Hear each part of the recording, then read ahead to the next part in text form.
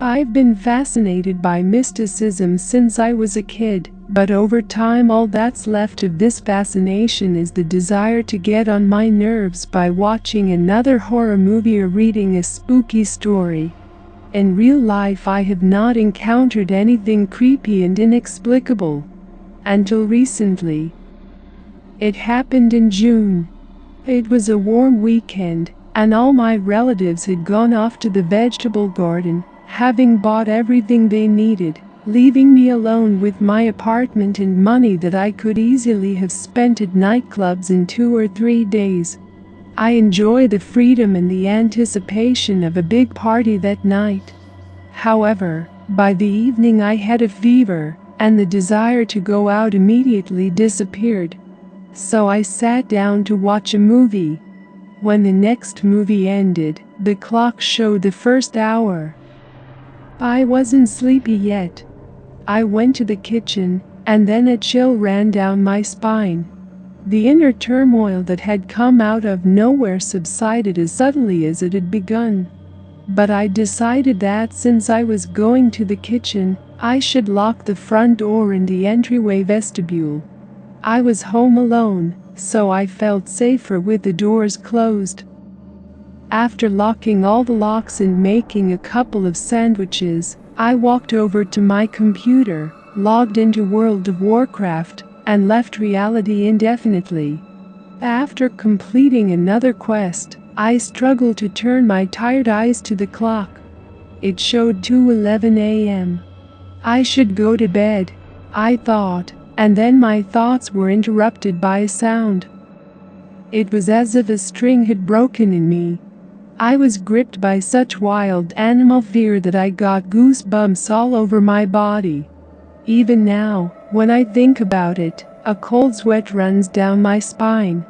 I have to say that sometimes you get scared of certain things, but this was not one of them.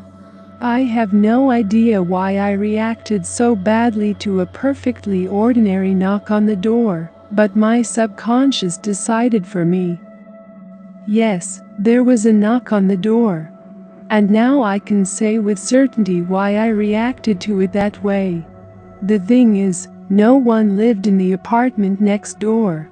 It was rented out, and the last tenants had moved out a few weeks ago, after which it stood completely empty. So obviously no one but me lived in the vestibule, and I had closed the lock on the iron door of the vestibule hours ago.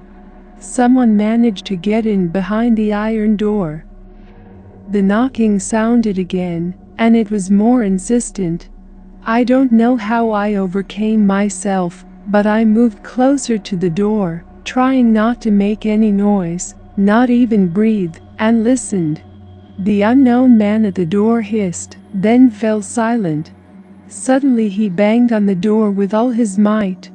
Already it seemed that it was more than one creature, for the banging came through the door so fast that it was hard to imagine that a man could move his limbs so quickly.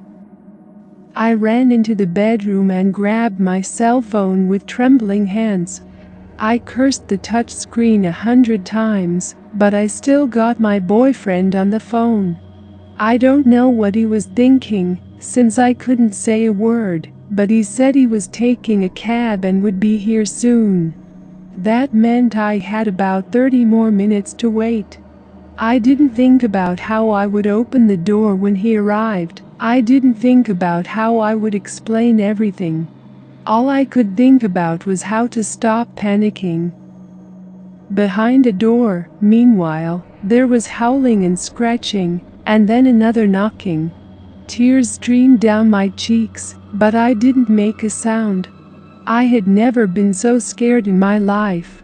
Suddenly the lights went out in the hallway, and they started laughing outside the door, unhealthily, in different ways. And then I heard something that made me grab the phone and tell my boyfriend that I was okay and to come over in the morning. A husky but childlike voice from behind the door said cheerfully, "He's coming." And you're going to open it anyway. So why wait? Let us in. I was shaking wildly. The grumbling at the door continued, but I wasn't paying attention. My eyes clouded over, and I blacked out. In the morning my boyfriend did arrive. When he arrived, he said that the iron door of the vestibule was open, and we had already seen for ourselves what had become of the front door. There was no new brown upholstery. There was only wood with huge scratches and, apparently, teeth marks. I immediately gathered the essentials and went to the guy's house. The family believed me, and how could they not, when the evidence was there? Now I was afraid that someday they would come again, and the doors would be open.